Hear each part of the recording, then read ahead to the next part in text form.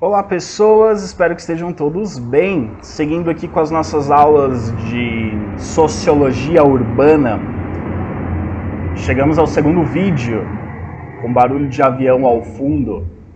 Nesse segundo vídeo a gente vai falar sobre a Escola de Chicago. No final do primeiro vídeo eu falei para vocês que tinha duas principais correntes para entender as cidades do ponto de vista da sociologia. Uma era a Escola de Chicago, a outra é a Nova Sociologia Urbana. Nesse vídeo a gente vai falar especificamente da Escola de Chicago. A Escola de Chicago, ela surge na Universidade de Chicago, olha só, Estados Unidos, na primeira metade do século XX. E ela se baseia muito ainda no que a gente chama da sociologia tradicional, né, dos primeiros sociólogos que surgiram ali no final do século XIX, início do século XX. Então ela ainda está muito ligada a esse início da sociologia, ao surgimento da sociologia como uma disciplina autônoma. Então, um grupo de cientistas sociais da Universidade de Chicago, eles vão se interessar profundamente pelas questões das cidades, né, sobre entender do ponto de vista sociológico o desenvolvimento das cidades.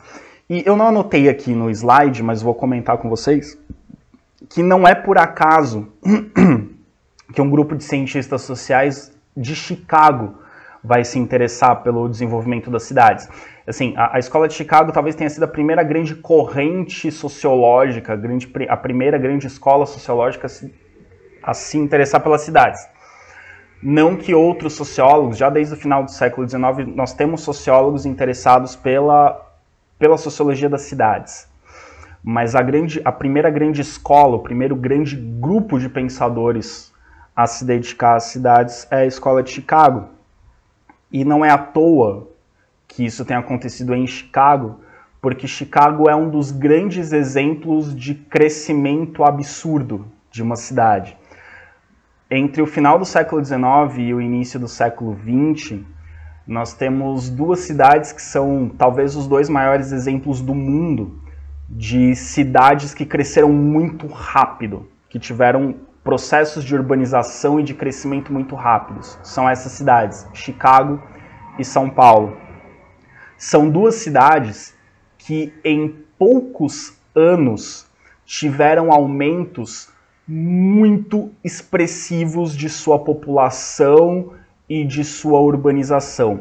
São Paulo São Paulo em 30 anos mudou de uma cidade pequena com dezenas de milhares de habitantes para uma cidade gigantesca com milhões de habitantes. Chicago teve um processo muito parecido. Então, são duas cidades que cresceram muito rápido. Então, as transformações nessas duas cidades foram muito rápidas. A maioria das cidades teve crescimentos de décadas, às vezes de séculos. Então, as transformações eram de uma geração para outra. São Paulo e Chicago tiveram transformações muito grandes na mesma geração, a ponto de uma pessoa que na infância nadava num rio, na vida adulta passava de ônibus numa rua sobre esse rio. Era um crescimento, assim, transformações muito grandes. Então, era meio que natural que na Universidade de Chicago surgisse um grupo de pesquisadores interessados em entender essas transformações das cidades, porque era a transformação da cidade onde eles viviam.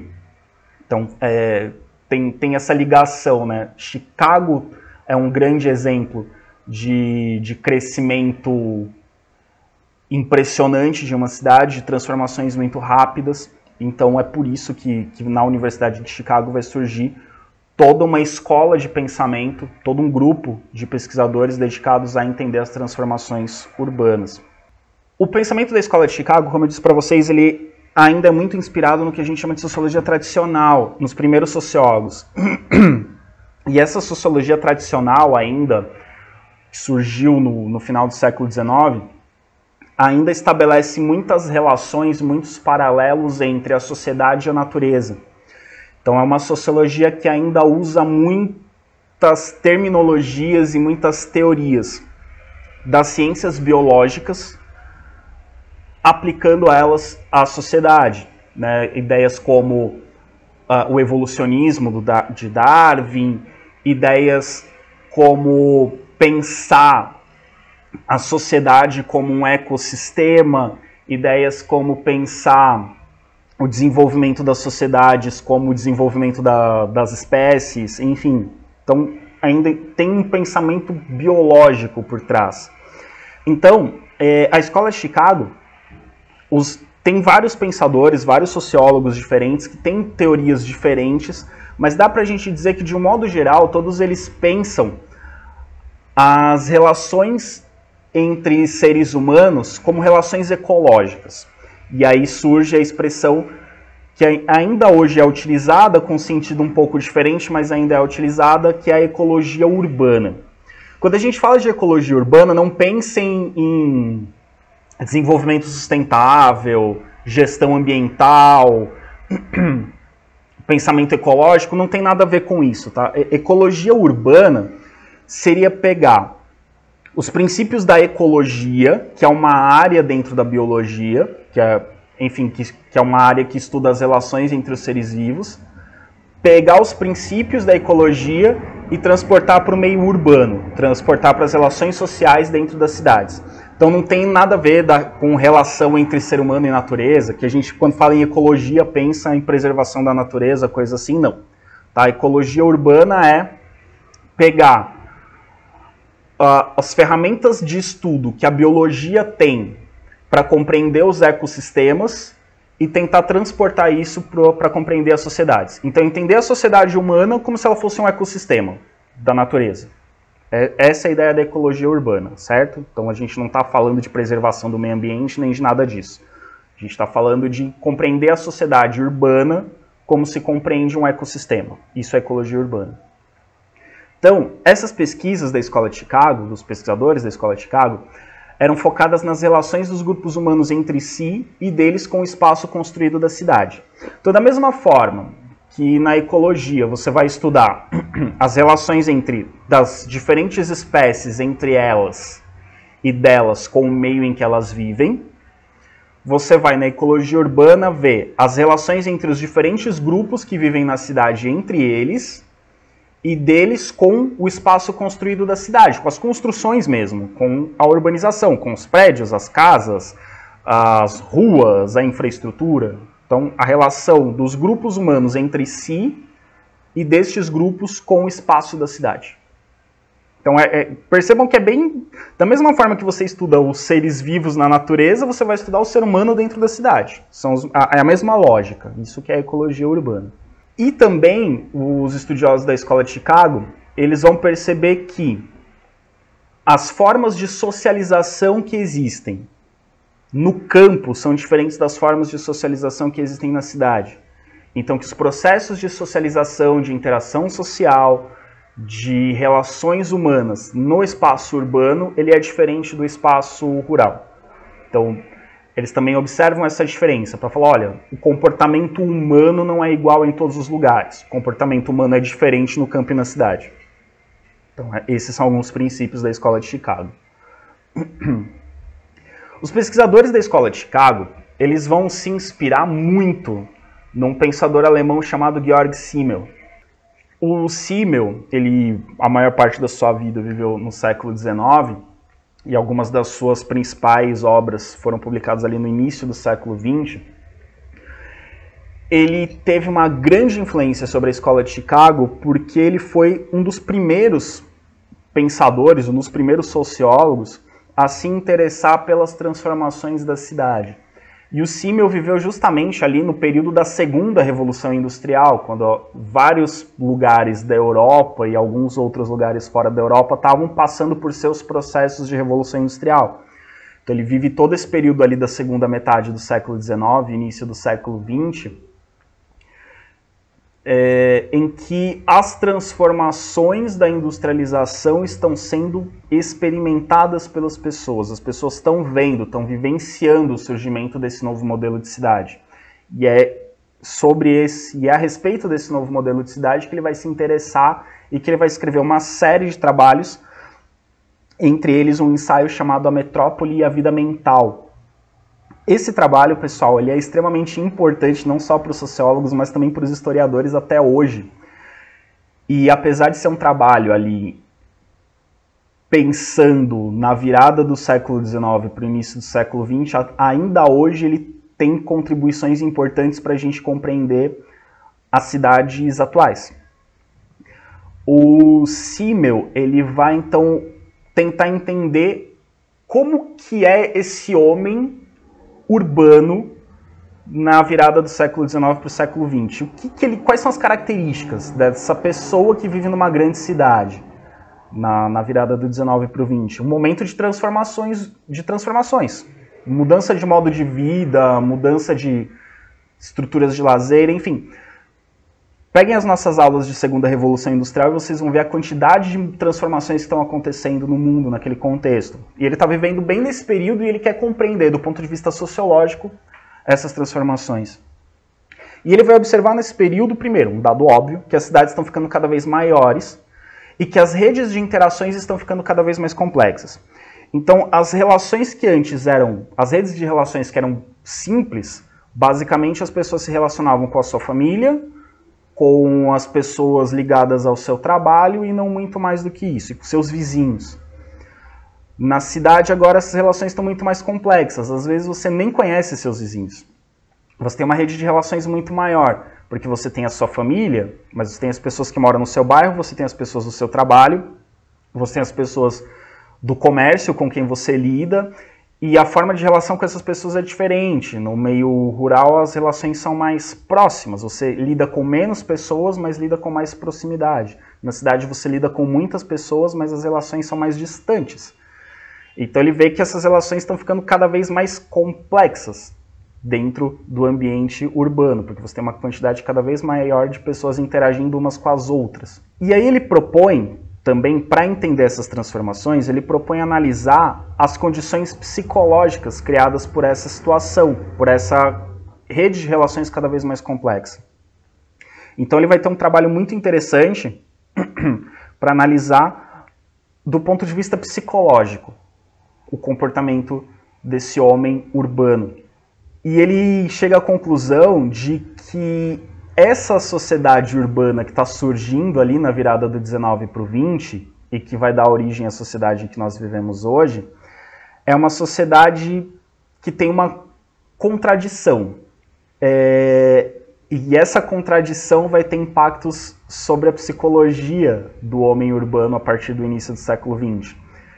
Que contradição é essa? A cidade, ela é ao mesmo tempo um lugar que privilegia a individualidade, mas que torna as pessoas dependentes umas das outras.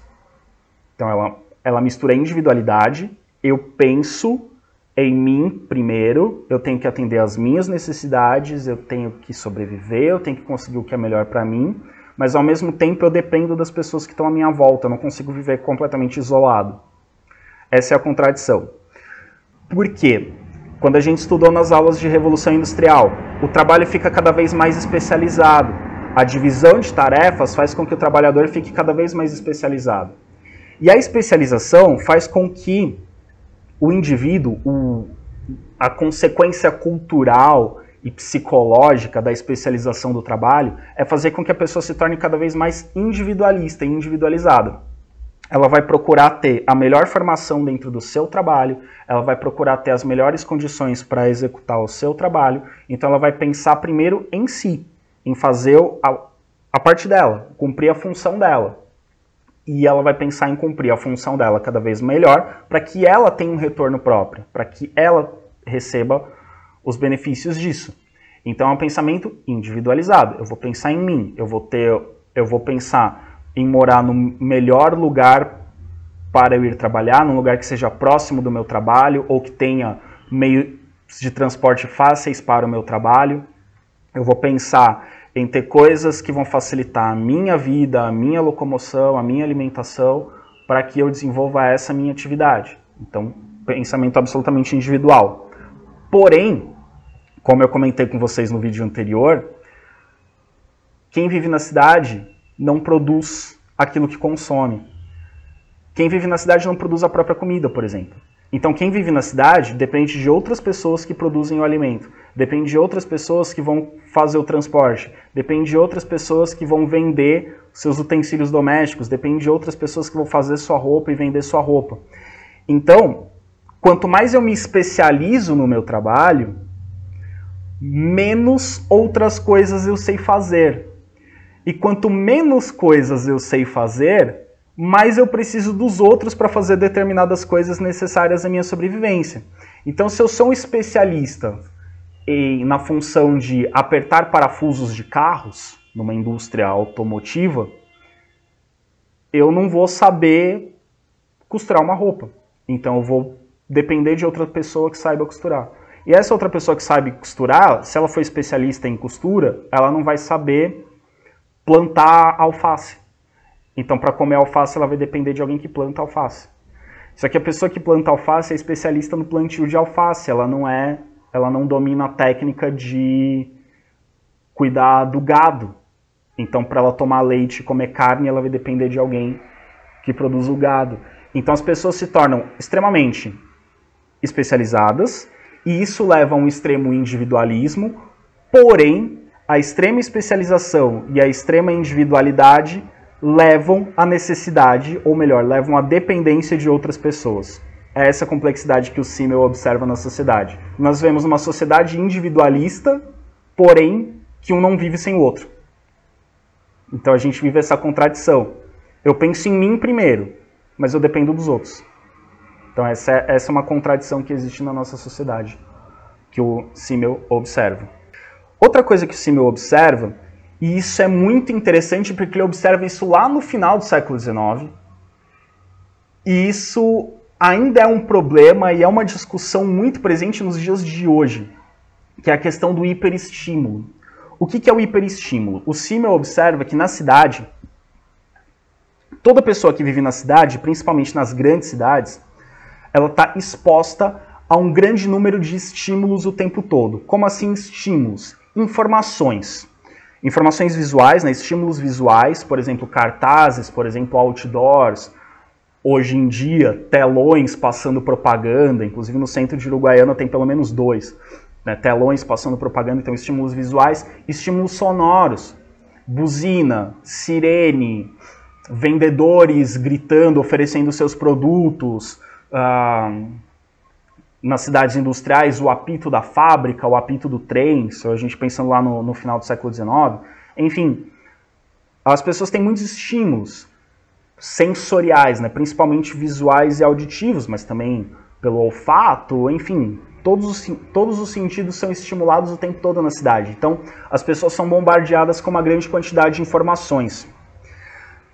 Como mecanismo de sobrevivência dentro da cidade, que está o tempo todo nos bombardeando com vários estímulos diferentes, o habitante da cidade, ele acaba criando um mecanismo que o faz adotar uma postura de certa indiferença frente a esses vários estímulos. Então a pessoa não vai prestar atenção em todos os estímulos, senão ela literalmente enlouquece. A pessoa, se ela resolve dar atenção a todos os estímulos que estão sendo jogados na direção dela, ela vai adoecer. Então, para se defender desses estímulos, ela cria uma certa indiferença. Então, ela não vai prestar a mesma atenção em todas as coisas. Então, essa certa indiferença aos vários estímulos é um mecanismo de defesa. Então, eu só vou dar atenção aos estímulos que me são úteis, ou aos estímulos que me são necessários, aos estímulos que me são importantes. Então, eu vou meio que me blindando do excesso de estímulos. Então, eu não presto atenção em tudo que está à minha volta. Essa indiferença, porém, ela pode virar um problema, porque no meio desses vários estímulos, pode ser que alguns estímulos eu devesse prestar atenção. Pode ser que, ao criar esses mecanismos de defesa de certa indiferença, pode ser que eu comece a me tornar indiferente a coisas que não me deveriam causar indiferença. Vou dar um exemplo. Ainda bem, em Uruguaiana, isso não é um fenômeno muito comum, de ter muitos moradores de rua, por exemplo. Existem moradores de rua em Uruguaiana, existem mendigos, isso é um problema grave, é um problema que precisa ser corrigido. Mas se a gente comparar, por exemplo, com a minha cidade, que é São Paulo, eles estão em toda parte. E eles estão o tempo todo, em todos os lugares. E eles são um estímulo. Eles são uma informação que se coloca. E o morador de rua, a criança de rua, o mendigo, ele deveria ser um estímulo que causa indignação, que causa comoção, que causa mobilização, que me faça ter vontade de ajudar. Só que numa cidade como São Paulo, eles são tão numerosos que o cidadão acaba criando essa postura de indiferença. Porque se ele for se importar com cada um dos moradores de rua, com cada um dos mendigos, com cada uma das crianças pedindo dinheiro no farol, provavelmente essa pessoa vai adoecer. Então, essas pessoas em situação de extrema miséria e vulnerabilidade acabam se tornando invisíveis na cidade, porque o habitante da cidade, como mecanismo de defesa, para não entrar numa depressão profunda ao entrar em contato com essa realidade, ele acaba bloqueando esse estímulo. E isso é muito complicado, porque essas pessoas que precisam de ajuda acabam se tornando invisíveis aos olhos dos cidadãos. Então, o excesso de estímulo, ele pode causar um problema, porque o excesso de estímulo faz eu começar a não dar atenção a estímulos que às vezes são importantes. Fora a questão do que, nas últimas décadas, isso não tinha na época do Simmel, tá? O Simmel ele falava sobre isso, mas sem dar um nome. Algo que hoje em dia a gente chama de poluição visual. Na cidade de São Paulo, mais ou menos uns 12 anos, um pouco mais, houve um prefeito que criou uma lei limitando o tamanho dos letreiros nas fachadas das lojas, proibindo outdoors e aqueles telões, igual tem ali na Praça do Barão em Uruguaiana. Em São Paulo não pode mais. Por quê? Chegou-se um momento em que São Paulo tinha uma grande poluição visual. E hoje em dia sabe-se que a poluição visual ela faz tão mal para o ser humano quanto a poluição do ar, quanto a poluição da água. A poluição visual entra nessa coisa do hiperestímulo. A gente está o tempo todo sendo bombardeado com informação por conta dessa poluição visual. E isso é um fator que aumenta e muito o estresse das pessoas. E aí, na época, teve uma grande comoção falando, não, mas porque é legal. Olha como essa imagem aqui que eu coloquei para vocês, né? Em cidades asiáticas isso é absolutamente comum. Os letreiros, a coisa luminosa, é bonito, é legal, é moderno, chama atenção. E o outdoor, a propaganda, você vai prejudicar as empresas de marketing, você vai prejudicar a propaganda. E, nossa, que horror, que absurdo. E o cara da loja, ele não pode ter um letreiro grandão, ele vai ter que colocar um letreiro pequeno, não vai chamar a atenção dos clientes. Enfim, fizeram um monte de críticas, mas a lei passou. Porque, enfim, os especialistas disseram, não, realmente, São Paulo tem muita poluição visual. Já tem poluição do ar, poluição da água, a gente não precisa de poluição visual. Passou a lei. E aí as pessoas perceberam que os letreiros das lojas menores eram até mais bonitos. Quando você tira os outdoors das grandes avenidas, você consegue enxergar melhor a paisagem. Então, a coisa da poluição visual, as pessoas perceberam que a cidade ficou mais harmônica, ela ficou menos agressiva. Um lugar como esse que vocês estão vendo na foto, que é uma cidade asiática, ou um lugar como a Times Square em Nova York, que é cheio desses letreiros, cheio dessas propagandas, é legal para o turista, que chega lá, vê e fala, nossa, que lugar bonito, que legal, que interessante, mas a pessoa chega, vê e vai embora.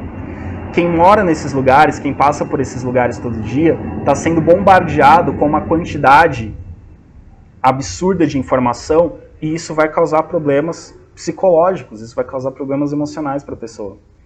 Então, existe um movimento em várias cidades, em São Paulo isso aconteceu, mas existe um movimento em vários lugares do mundo de combater a poluição visual, de diminuir essa quantidade de propaganda, essa quantidade de informação. Ok? E aí o Simmel vai, a partir disso, o Simmel vai dizer o seguinte, na cidade, as pessoas agem com a cabeça. Existe uma racionalidade de filtrar as informações. Enquanto no campo as pessoas agem com o coração, existe uma afetividade maior. Então a extrema racionalidade da cidade vai também causar ou aumentar o que eu comentei no slide anterior do individualismo. A pessoa vai agir com extrema racionalidade, então ela vai pensar em si e nas relações que vão lhe trazer vantagem. Enquanto no campo existe uma afetividade maior, existe uma relação afetiva com as outras pessoas. é menos racional, é mais afetivo. Então, a partir do pensamento do Simmel também, a gente vai entender que as relações urbanas elas são mais superficiais. Por quê? Você junta a indiferença, que é um mecanismo de defesa ao hiperestímulo, mais a extrema racionalidade da cidade, então você tem relações mais superficiais, as pessoas não são tão próximas, as pessoas têm relações mais superficiais.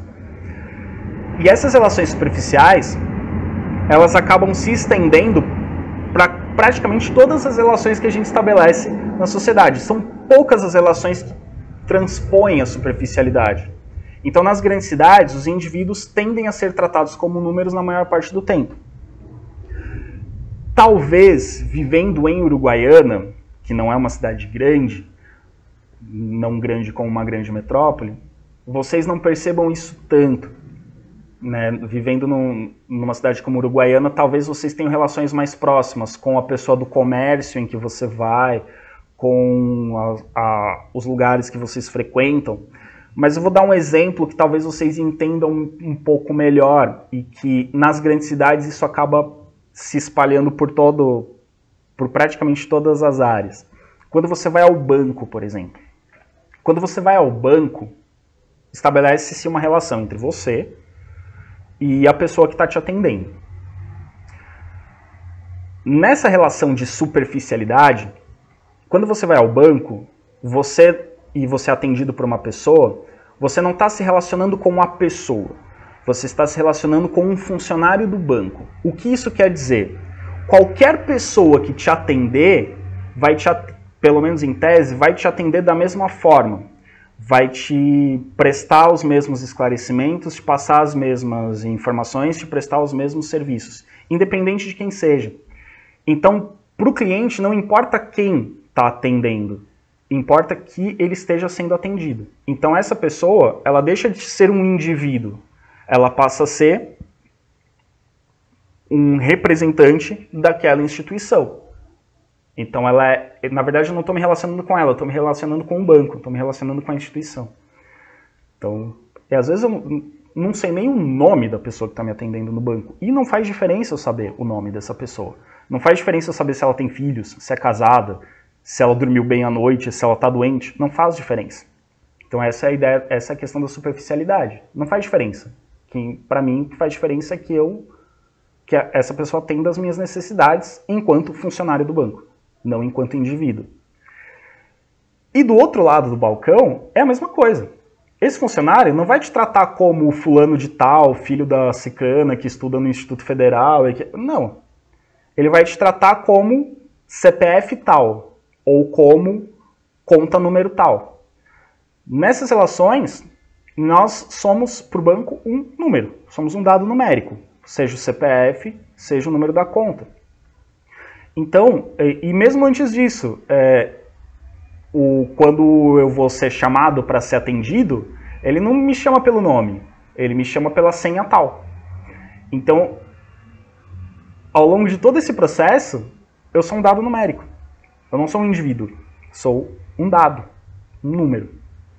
E essa é a característica das grandes cidades.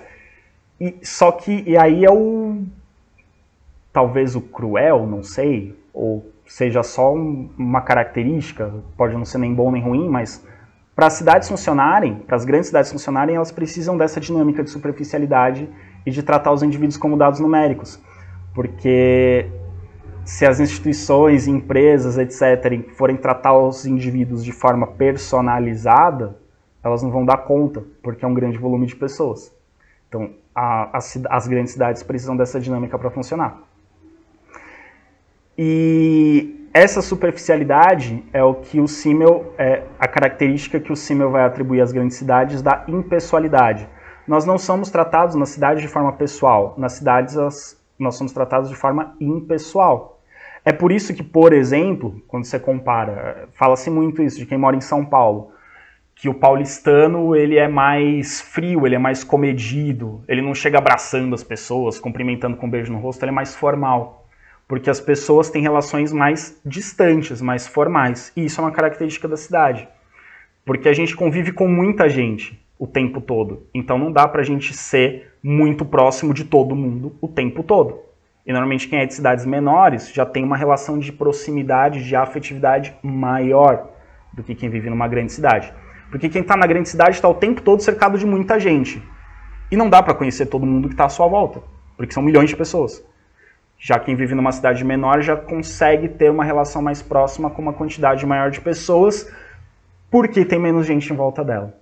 Então, quanto mais gente à sua volta, e isso é outro paradoxo da cidade, quanto mais gente à sua volta, com menos gente você acaba se relacionando.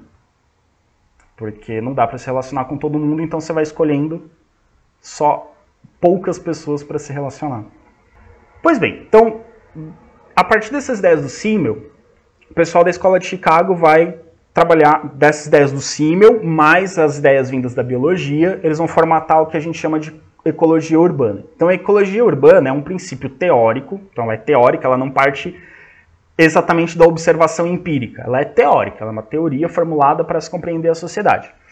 E ela foi utilizada, ela foi utilizada em Chicago para compreender o fenômeno em Chicago e depois as outras cidades americanas, e acabou indo para a Europa também, e alguma coisa da ecologia urbana também foi utilizada no Brasil, para entender as ocupações dos espaços, para compreender a formação de guetos. O gueto é o lugar onde vive uma parcela marginalizada da população, onde vive uma parcela da população que o restante não quer.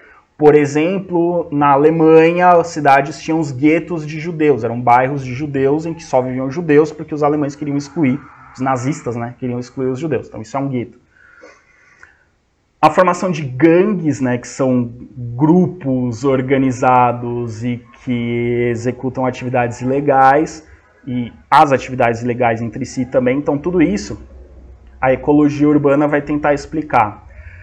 E vai tentar explicar a partir de princípios da biologia. Então vai pegar conceitos e teorias da biologia, transportar para a sociologia urbana. Então, para a ecologia urbana, a interação social dentro das cidades, ela é uma competição biótica por vantagem territorial.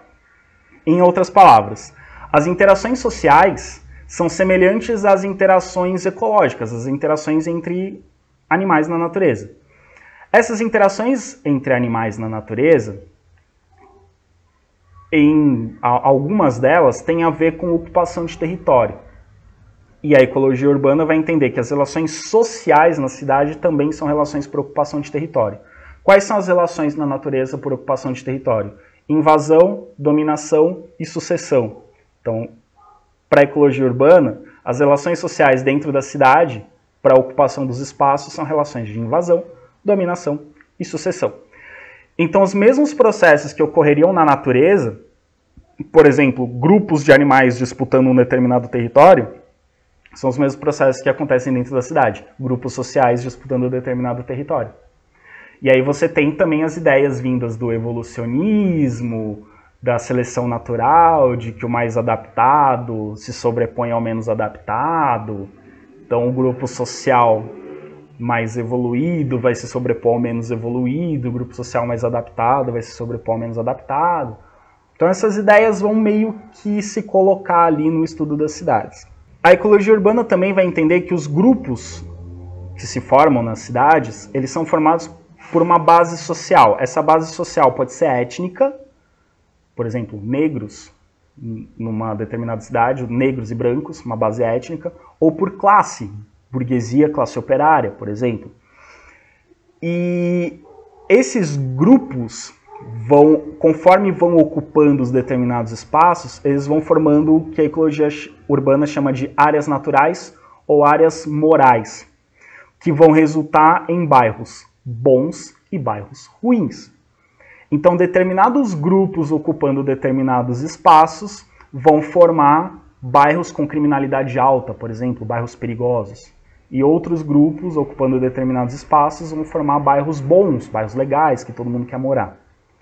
Então, a interação entre esses grupos e a forma com que esses grupos ocupam os espaços vão gerar os bairros bons e os bairros ruins dentro da cidade. Percebam que aqui estão começando a surgir umas ideias que vão ser um tanto quanto perigosas para compreender a cidade.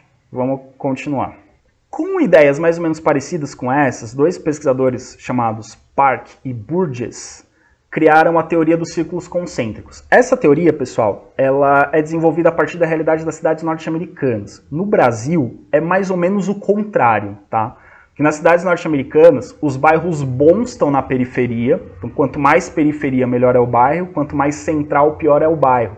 As cidades brasileiras têm uma dinâmica um pouco diferente. Geralmente, os bairros melhores estão próximos do centro e os bairros periféricos é que são os bairros mais pobres. Mas aqui a teoria dos círculos concêntricos foi pensada na realidade norte-americana. Então, para o Park e para o Burgess, as cidades se desenvolvem da seguinte forma. Você tem o centro, que é onde estão as principais atividades comerciais. Em volta do centro, você tem uma zona de transição, que é onde vivem os imigrantes recentes, pessoas que chegaram na cidade faz pouco tempo. É uma região com moradias deterioradas, com fábricas, né? É uma zona de trabalho, né? Mas ali tem fábricas e tem muitos prédios abandonados. É uma região meio ruim. Então, em volta do centro, você tem um bairro ruim, onde vivem pessoas com pouco acesso à moradia, como é o caso dos imigrantes recentes. As moradias são ruins, você tem fábricas, então tem uma maior poluição. Enfim, é um bairro que não é muito legal. Em volta, você tem uma zona residencial da classe trabalhadora, que tem os conjuntos habitacionais, as moradias populares, e os cortiços, que está relativamente próximo do centro, porque essas pessoas precisam ir para as fábricas e precisam ir trabalhar no comércio, então está relativamente próximo do centro, mas já é uma condição um pouco melhor dessa área de transição, que é uma área meio abandonada, onde vivem pessoas em péssimas condições de moradia. Mais afastado, você tem a zona residencial, onde estão as moradias da classe média, que tem mais condições de se deslocar na cidade, então não precisa estar no centro, que é feio e sujo, pode estar um pouco mais distante, só vai até o centro e retorna quando precisa. E a zona suburbana, que é a área mais afastada, onde estão as moradias de classe média alta e da classe alta, onde estão os grandes condomínios, onde estão as grandes mansões, na área mais afastada, longe dessas áreas mais pobres que estão no centro. Então o centro é o lugar ruim, a periferia é o lugar bom dentro dessa teoria dos círculos concêntricos. Para o Park e para o Burgess, as cidades se desenvolvem dessa forma. Quanto mais no centro, pior é para morar. Quanto mais afastado, melhor é para morar. E assim as cidades se formam. Influenciado por essa teoria, o Donald Pearson, que foi muito influenciado pela Escola de Chicago, mas a maior parte da carreira dele, ele atuou no Brasil, ele é um professor norte-americano, mas ele atuou no Brasil, numa escola de sociologia que existe em São Paulo. Ele foi talvez o grande responsável por difundir o pensamento da Escola de Chicago no Brasil. E ele vai dizer que o meio urbano constitui uma série de interações sociais que promovem diferenças qualitativas nas relações interpessoais. Como assim? O meio urbano tem um conjunto de características de relações entre as pessoas, de relações interpessoais, diferente do meio que não é urbano, do meio rural. Então,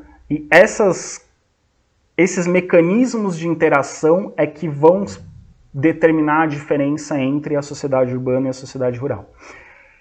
E para entender essa diferença entre o urbano e o rural, ele estabeleceu um conceito que ficou conhecido como a lógica comunidade e sociedade. Para ele, no meio rural, nós temos comunidades e na cidade, no meio urbano, nós temos sociedades. Como que ele diferencia isso? A comunidade, ela é estabelecida, seria o modelo das relações sociais das pequenas vilas e aldeias rurais. Então, cidades pequenininhas de interior, meio rural, então ali é onde se desenvolvem as comunidades. Nas comunidades, são populações pequenas, então todo mundo se conhece, todo mundo conhece todo mundo. Como todo mundo conhece todo mundo, a personalidade individual, ou seja, os meus posicionamentos enquanto indivíduo, exercem maior influência sobre a coletividade, porque todo mundo me conhece, então quando eu me posiciono, quando eu falo, isso exerce uma influência maior sobre a comunidade. Por outro lado, como todo mundo se conhece, a liberdade individual ela é mais limitada. Porque como todo mundo me conhece, se eu fizer alguma coisa, todo mundo vai ficar sabendo. Então eu tomo mais cuidado para não fazer algo que incomode as pessoas ou que as pessoas não gostem. Então existe uma pressão social maior sobre o indivíduo. Então percebam, o indivíduo consegue ter maior influência sobre a comunidade, mas a comunidade também tem uma grande influência sobre o indivíduo, porque todo mundo está me vendo, todo mundo está meio que de olho em mim, todo mundo está me julgando, todo mundo me conhece. Então se eu fizer alguma coisa fora da curva, a comunidade vai me penalizar de alguma forma. Nas cidades, segundo Pearson, existe a sociedade. A sociedade é a forma com que ele caracteriza a socialização nos grandes aglomerados urbanos, então as grandes cidades. Nas grandes cidades, o indivíduo acaba tendo muita liberdade e ele acaba sofrendo menos pressão das forças sociais, porque nem todo mundo te conhece. Você pode fazer coisas que ninguém que você conhece vai ficar sabendo. Então você consegue agir, se deslocar e, enfim, com maior liberdade, porque nem todo mundo está te vendo, nem todo mundo vai ficar sabendo. Então você tem menos pressão da coletividade sobre o seu comportamento. Por outro lado, ninguém te conhece, ou a maioria das pessoas não te conhece. Então seus posicionamentos, a sua fala, as suas ações têm menos impacto sobre o todo. Então você consegue exercer uma influência muito menor em relação à coletividade do que seria numa comunidade. Então você não tem tanta pressão do coletivo, você é mais livre, porém você tem mais dificuldade para mudar alguma coisa, você tem mais dificuldade para impor a sua opinião, porque você é só um indivíduo no meio de uma grande quantidade de pessoas e que a maioria nem te conhece. Então esses são os dois lados, esses são os dois tipos de interação social que o Pearson estabelece. A comunidade, que é das cidades pequenas e do meio rural, e a sociedade, que é das grandes cidades. No próximo vídeo, a gente vai falar sobre a nova sociologia urbana, que surge na segunda metade do século XX, fazendo uma crítica ao pensamento da ecologia urbana. Que eu comentei no vídeo que a ecologia urbana tem alguns pensamentos que podem ser perigosos. Quando a gente for falar da nova sociologia urbana, vocês vão entender onde estão esses perigos que a ecologia urbana coloca. Até o próximo vídeo.